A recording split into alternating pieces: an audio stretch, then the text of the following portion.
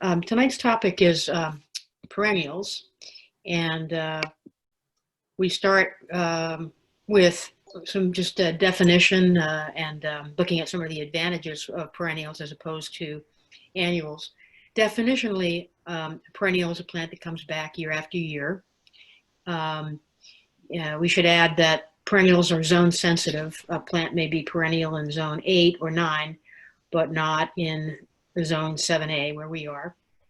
And that is a mistake that I've made by relying on nursery classifications about perennials versus annuals. Some grasses, for example, are perennial in zone 8 and possibly in 7B, but not in 7A. And when you go back and talk to them about it, they say, "Oh, sorry, we should have classified that as an annual." So best to do your own research if you're counting on something being a perennial and you've not dealt with it before. So it includes trees and shrubs and foreground plants. The latter is the main focus here. And I have to say that when I first became a house owner, a homeowner, and I discovered that instead of stopping by the nursery every week and buying annuals, you could actually invest in perennials, and they would come back year after year. I thought that was the coolest thing ever. They do live a very long time. Unfortunately, they don't live forever because eventually they age out. They deplete the soil they're planted in. But planting perennials saves a ton of time and money as opposed to annuals, compared with annuals. They give a great jump start to gardening season. And what I like is they build a reliable look to the garden, and you can look forward to seeing that palette every year. Now, although perennials don't live forever, perhaps you've seen this picture that circulated on the internet recently. This is a rhododendron in British Columbia that's been in the ground and growing for allegedly 100 years. And the woman pictured next to it is someone who has enjoyed seeing its blooms for almost each of those 100 years. She's over 100 years old. So your perennials, if you take care of them, they can provide a lot of aesthetic sustenance in your life. There are a few disadvantages of perennials compared to annuals. In general, they have a shorter blooming season, and some perennials, in fact, don't achieve bloom and therefore won't contribute to the colorscape of your garden. They require a more attentive care cycle than annuals do to keep roots well nourished and capable of overwintering and returning the following year. And I have to say that I don't do everything that I should do to sustain my perennials, and they've been very forgiving as long as they get enough water. I don't do a lot of fertilizing, but they do require a more attentive care cycle to keep them going.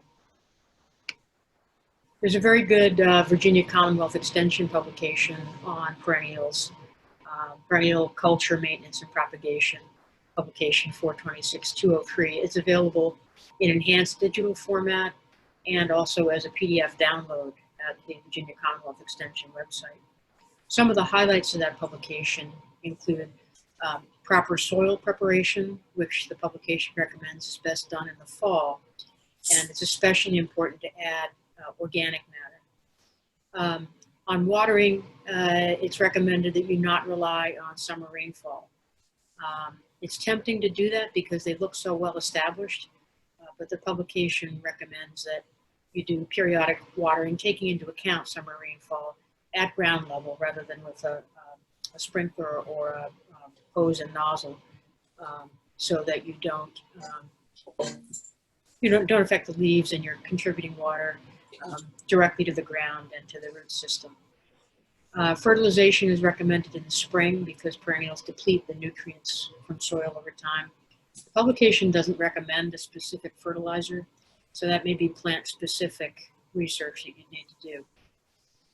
Interestingly, the publication covers propagation, which I don't have any experience with, but the main method recommended is dividing roots or crowns, bulbs, whatever the underground growth system is. They recommend discarding the center portion of the system and then relocating the outer portions, taking care not to put them right back exactly where the depleted soil is, and also not overcrowding. They recommend that you find other places in the yard, give them to neighbors, or shockingly, that you might even throw them out. Can't imagine that, but they recommend that you not try to jam them all back in the place you took them out of. With my perennials, I'm trying to solve multiple problems. The first one for me is what's deer resistant. That's a running battle. Basically, almost nothing is truly deer proof. There are things that are less frequently browsed. If you look at the University of Pennsylvania literature, for example, or Rutgers, New Jersey, their lists are not, they just have an ABCD system that grades how frequently deer browse various plants. So you want to stay away from the no-brainer categories that will get eaten in an instant and invest your luck in the less frequently browsed plants. So I'm constantly looking at that list. I'm always amused when I was at a nursery a few years ago, and they had a whiteboard with deer-resistant plants on it, and you could see gaps in the list where they had to erase a plant, right? Because evidently somebody had come back and said, that didn't work. I put it in the ground and it got eaten the next day. So there were holes in their list as they revised their estimation of what was really deer resistant. The second problem that I'm trying to solve for is what will grow in the shade. I live in a house that has well-established trees around it. If I want to enjoy the perennial plants as I'm going in and going out of the house, they need to be compatible with a shade profile so that they can be planted fairly near the house. It's interesting, just as an aside, we had a huge maple tree come down last September. It came down exactly where I usually park my car, but on that particular evening I had parked elsewhere, thank goodness. But that maple provided such a broad shade umbrella that the removal of that tree, it was destroyed, uprooted. The removal of that tree completely changed the light profile of about a third of the house.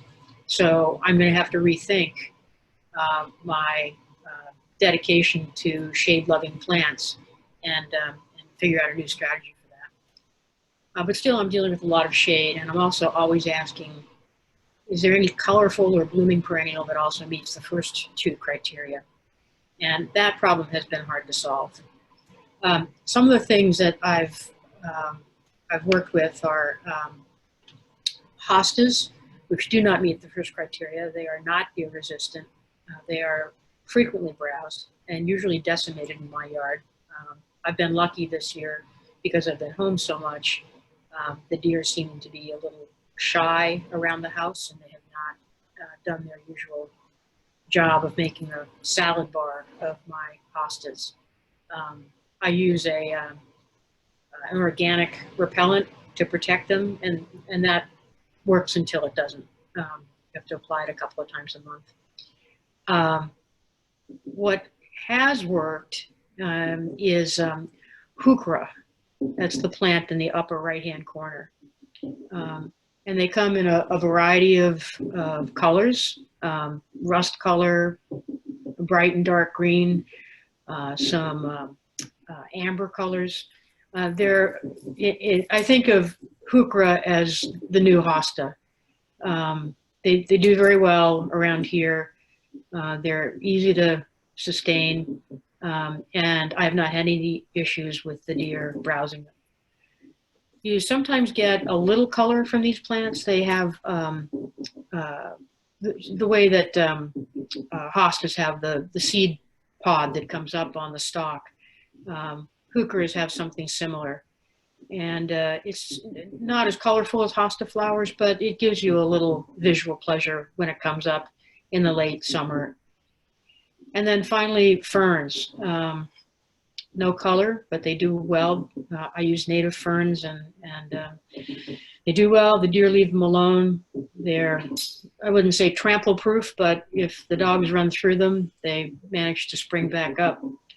So those are some of the perennial solutions that I've incorporated.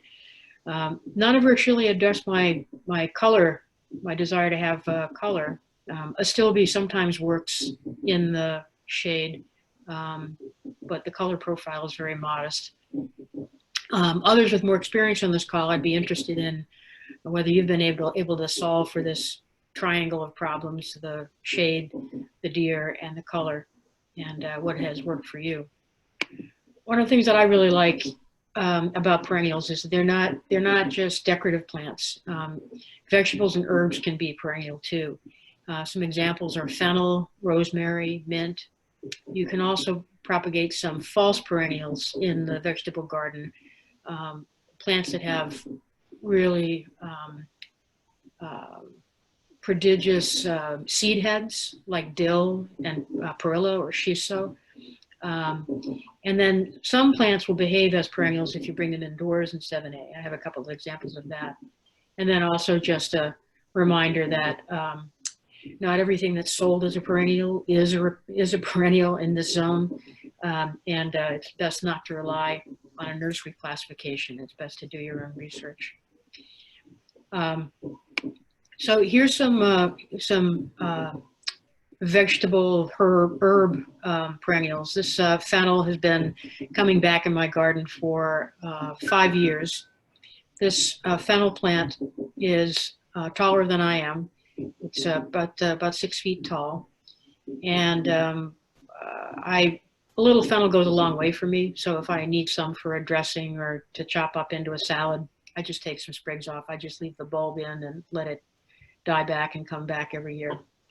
And then the perilla is this is a purple curly leaf perilla, and this perilla has taught me that there's a fine line between easy to grow and impossible to get rid of, because I have so much of this stuff in my garden. You'd think I'm a commercial grower. If I had a friend with a sushi shop, I could supply them year round. And then of course rosemary. I really enjoy the smell, and sometimes you get some tiny blue flowers out of rosemary. It's not the main feature of growing rosemary, but the pollinators really like it, and so it's rewarding to see them visiting the plant when it does break into flower late in the spring, in the summer. And then the ones that will perennialize if you bring them indoors. Here's one of my favorites. This is ginger. On the left, I've shown a picture of the ginger in flower. Ginger is an orchid. And, you know, I just bought some growing ginger and stuck it in a pot, and it's come back now for 4 years.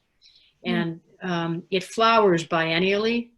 And so you get these little orchids on stems that come up alongside the leaves.